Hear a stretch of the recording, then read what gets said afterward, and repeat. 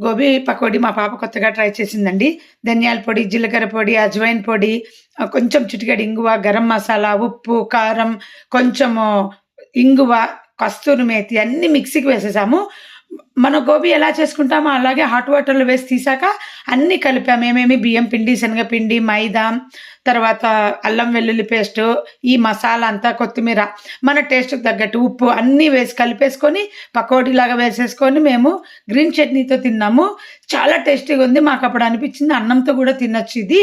చాలా బావుంటది. ప్లెయిన్ పప్పు చేసుకొని పెసరపప్పుతో ప్లెయిన్ పప్పు లేదా నార్త్ ఇండియన్ స్టైల్ పప్పు చేసుకొని అన్నంలోకి కర్రీలాగా చేసుకోవచ్చు, పకోడీలాగా చేసుకోవచ్చు. మేమైతే స్నాక్ లాగా తిన్నాం ఇలాగా. చాలా టేస్టీగా ఉంది. సాఫ్ట్‌గా ఉంది. క్రిస్పీ అయితే మాకు రాలేదు.